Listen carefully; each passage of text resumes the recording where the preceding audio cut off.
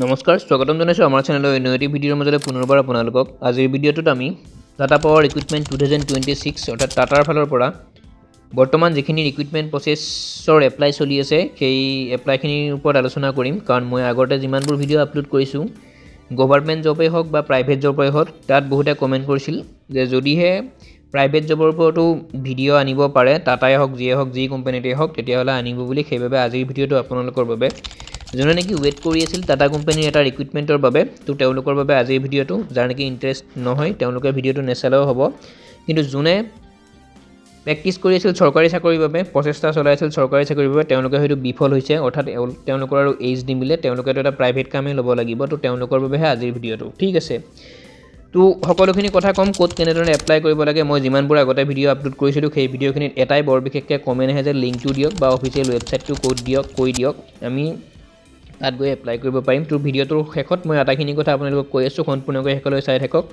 ভাৰতৰ সকলো ষ্টেটৰ প্ৰতিখন ডিষ্ট্ৰিক্টৰ কেণ্ডিডেটে ইয়াত এপ্লাই কৰিব পাৰিব। পুৰুষ মহিলা 18 পৰা 40 বছৰলৈ সময়সীমা আছে, চিন্তা কৰিব নালাগে, বহুত সময় আছে। 18 পৰা 40 বছৰ, লগতে ৰিলেক্সেশ্যনো আপোনালোকে পাব। SC STৰ বাবে 5 বছৰ, OBCৰ বাবে 3 বছৰ। ঠিক আছে, ভাৰতৰ যিকোনো ষ্টেটৰ কেণ্ডিডেটে ইয়াত এপ্লাই কৰিব পাৰে, যিকোনো ডিষ্ট্ৰিক্টৰ কেণ্ডিডেটে ইয়াত এপ্লাই কৰিব পাৰে। ক'ত এপ্লাই কৰিব লাগিব, ক'ত যাব লাগিব, মই আটাইখিনি কথা ক'ম। চেনেলত যদি প্ৰথমবাৰ হৈছে ছাবস্ক্ৰাইব কৰিব এনেধৰণৰ ভিডিঅ'সমূহ পাবৰ বাবে। সদায় কওঁ মই এটা কথা, আগৰ ভিডিঅ'টো কৈছোঁ, কমেণ্টত আপোনালোকৰ নাম লগতে এডুকেশ্যন কোৱালিফিকেশ্যন আৰু এইজটো জনাবলৈ নাপাহৰিব। পাৰে যদি ডিষ্ট্ৰিক্টখনৰ নামটো মেনশ্যন কৰিব, তেতিয়াহ'লে এনেধৰণৰ জব আপডেটসমূহ মই আপোনালোকক দিব পাৰোঁ। টোটেল পোষ্ট মুকলি হৈছে 12,000, আৰু ইয়াত তাতকৈ বেছি হয়তো হ'ব পাৰে, কিন্তু বৰ্তমান 12,000 পোষ্ট মুকলি হৈছে টাটা পাৱাৰ কোম্পানীত।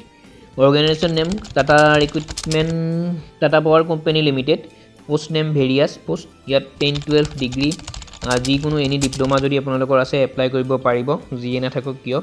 ITI যদি আছে তাত আটাইতকৈ ভাল কথা, সেইটোৰ বাবেওতো আপোনালোকে চান্স পাব। এপ্লিকেশ্যন মোড আপোনালোকৰ অনলাইন হ'ব, অনলাইন মাধ্যমেৰে আপোনালোকে এপ্লাই কৰিব লাগিব। হু কেন এপ্লাই, কোনে এপ্লাই কৰিব পাৰিব, অল ইণ্ডিয়াৰ মেল ফিমেল সকলোৱে ইয়াত এপ্লাই কৰিব পাৰে। বয়সৰ সময়সীমা মই কৈয়ে দিছোঁ, 18 পৰা 40 বছৰ, লগতে আপোনালোকে ৰিলেক্সেশ্যন পাবই। SC STৰ বাবে 5 বছৰ, OBCৰ বাবে 3 বছৰ। এপ্লিকেশ্যন ফিজ নো ফিজ, আটাইতকৈ ভাল কথা। আমাৰ মধ্যবিত্ত পৰিয়ালৰ অকণমান কেণ্ডিডেটখিনি প্ৰব্লেম হয় এপ্লিকেশ্যন ফিজটোৰ বাবে। ইয়াত কিন্তু সেইটোও কৰিব নালাগে, নিজৰ ফোনত এপ্লাই কৰিব পাৰিব। কেনেদৰে এপ্লাই কৰিব মই আপোনালোকক কৈ আছোঁ, কোনো ধৰণৰ ইয়াত বেলেঞ্চ দিব নালাগে। ইম্পৰ্টেণ্ট ডকুমেণ্ট, ৰিকুৱাৰ্ড ডকুমেণ্টখিনি আপোনালোকৰ বিচাৰিছে, এইখিনি ডকুমেণ্ট হ'লেহে কিন্তু আপোনালোকে এপ্লাই কৰিব পাৰিব। কাৰণ বৰ্তমান আপুনি যিখিনি ডকুমেণ্টেৰে এপ্লাই কৰে সেই ডকুমেণ্টখিনি যেতিয়া ডকুমেণ্ট ভেৰিফিকেশ্যন হ'ব তেতিয়া কিন্তু তেওঁলোকে বিচাৰিব। যদি আজি এপ্লাই কৰা ডকুমেণ্টখিনি যদি ভেৰিফিকেশ্যনৰ দিনা যদি মিছা ওলায়, ফেক ওলায়, তেতিয়াহ'লে কিন্তু আপোনালোকে তাৰ পৰা হয়তো ডিছকুৱালিফাইড হ'ব পাৰে। সেইটো কাৰণে ডকুমেণ্টখিনি মেইন, এইখিনি আপোনালোকে আগতে সাজু কৰক। আধাৰ কাৰ্ড, এইজ প্ৰুফ আপোনালোকৰ লাগিবই। আধাৰ কাৰ্ডত বয়স হয়তো থাকিবও পাৰে, নাথাকিবও পাৰে। এইজ প্ৰুফ হিচাপে আপোনালোকৰ মেট্ৰিকৰ যিখন এডমিট কাৰ্ড সেইখন খুব বেষ্ট হয়। ফোন নাম্বাৰ লাগিব, এক্টিভ ফোন নাম্বাৰ, ছিগনেচাৰ লাগিব, পাছপৰ্ট চাইজৰ ফটো লাগিব, এডুকেশ্যন কোৱালিফিকেশ্যনৰ যিমানখিনি মাৰ্কশ্বিট আৰু চাৰ্টিফিকেট সেইখিনি লাগিব। তাৰপিছত এটা ইমেইল ID লাগিব এক্টিভ হৈ থকা, য'ত তেওঁলোকে মেইল কৰিব, সেই মেইলটো যাতে আপুনি খুব ফাষ্টলি পায়, সেই তেনেকুৱা এটা ইমেইল লাগিব। কাষ্ট চাৰ্টিফিকেট লাগিব, কোন কাষ্টৰ পৰা আপুনি বিলং কৰা, SC ST OBC জেনেৰেল যিহৰে চাৰ্টিফিকেট আপোনালোকৰ আছে সেইখন লাগিব। ক'ভাৰ ৰিজিউম, লগতে আপোনালোকক CV মানে আপোনালোকৰ যিখন বায়'ডাটা সেইখন বনাব লাগিব, একদম বুজি পোৱা ভাষাত ক'বলৈ হ'লে। ইমানেই, এইখিনি ডকুমেণ্ট আপোনালোকৰ লাগিব। আকৌ কৰিছোঁ, আধাৰ কাৰ্ড লাগিব, এইজ প্ৰুফৰ বাবে এখন লাগিব, ফটো, ছিগনেচাৰ, ইমেইল ID লাগিব, ফোন নাম্বাৰ লাগিব, এডুকেশ্যন চাৰ্টিফিকেট আপোনালোকৰ যিখিনিলৈকে আপোনালোকৰ এডুকেশ্যন আছে সেইখিনি লাগিব, এক্টিভ ইমেইল ID, তাৰপিছত কাষ্ট চাৰ্টিফিকেট, ক'ভাৰ ৰিজিউম বা CV এখন আপোনালোকৰ লাগিব। ঠিক আছে, চিলেকশ্যন প্ৰচেছ আপোনালোকক কৈ দিছোঁ। এটা ইণ্টাৰভিউ হ'ব এপ্লাই কৰাৰ পিছে পিছে, তাৰপিছত ডকুমেণ্ট ভেৰিফিকেশ্যন। মই সেইকাৰণে ডকুমেণ্টখিনিত বেছি গুৰুত্ব দিছোঁ আপোনালোকৰ বাবে। ইণ্টাৰভিউটোত আপোনালোকৰ ইণ্টাৰভিউটো পাছ কৰাৰ পিছত ডকুমেণ্ট ভেৰিফিকেশ্যন কৰিব। বৰ্তমান যিখিনিৰে আপুনি এপ্লাই কৰিলে ডকুমেণ্ট, সেই ডকুমেণ্টখিনি যদি ফেক ওলায় ডকুমেণ্ট ভেৰিফিকেশ্যনত, তেতিয়া কিন্তু আপুনি ৰিজেক্ট হ'ব পাৰে। গতিকে ডকুমেণ্টখিনি মেইন, সুন্দৰকৈ ডকুমেণ্টখিনি ঠিক কৰি লওক, আৰু যদি কিবা ভুলো আছে ঠিক কৰি লওক এতিয়াৰ পৰাই। ডকুমেণ্ট ভেৰিফিকেশ্যন হ'ব, এটা ইণ্টাৰভিউ হ'ব ফাৰ্ষ্ট, তাৰপিছত ডকুমেণ্ট ভেৰিফিকেশ্যন, তাৰপিছত মেৰিট লিষ্ট ওলাব, তাৰপিছত আপোনালোকৰ জইনিং। ইমানেই চিলেকশ্যন প্ৰচেছ, বৰ বিশেষ তাত একো নাথাকে, কাৰণ সেয়া প্ৰাইভেট কোম্পানী। প্ৰাইভেট কোম্পানীত আপোনালোকে ইণ্টাৰভিউটো কিন্তু ভাল কৰিব লাগিব, আৰু বৰ বিশেষ সিমান চিন্তা নাথাকে।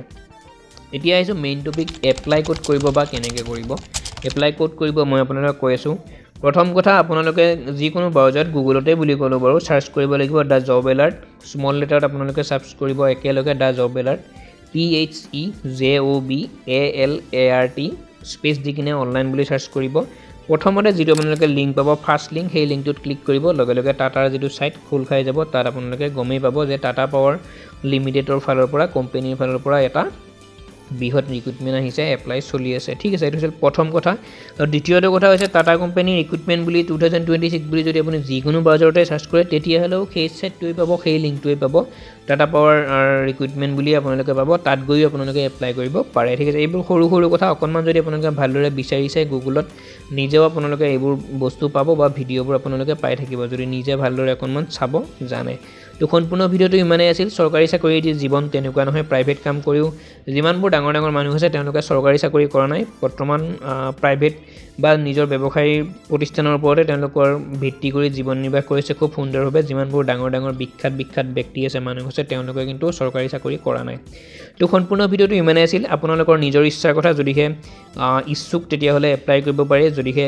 অনিচ্ছুক তেতিয়াহ'লে এপ্লাই কৰিব নালাগে মই আপোনালোকক ৰিক্ৰুটমেণ্টখিনিৰ খবৰ দি থাকোঁ যিহেতু প্ৰাইভেটে হওক চৰকাৰী হওক সেইটো কাৰণে আপোনালোকক দিছোঁ ঠিক আছে আৰু মই অফিচিয়েল ৱেবছাইট বুলিয়ে ক'লোঁ সেইখিনিও কৈ দিলোঁ তাত গৈ আপোনালোকে এপ্লাই কৰিব পাৰে আৰু যদি কমেণ্টত কিবা সুধিব লগা আছে মোৰ তাত সুধিব সময় বহুত নাই লাষ্ট ডেট সময়সীমা অকণমান কম আছে গতিকে আপোনালোকে আজিয়ে এপ্লাই কৰি ল'ব সম্পূৰ্ণ ভিডিঅ'টো ইমানে আছিল সম্পূৰ্ণকৈ চোৱাৰ বাবে পুনৰবাৰ ধন্যবাদ জনাইছোঁ আৰু আজিৰ ভিডিঅ'টিৰ সামৰণি মাৰিছোঁ জয় অসম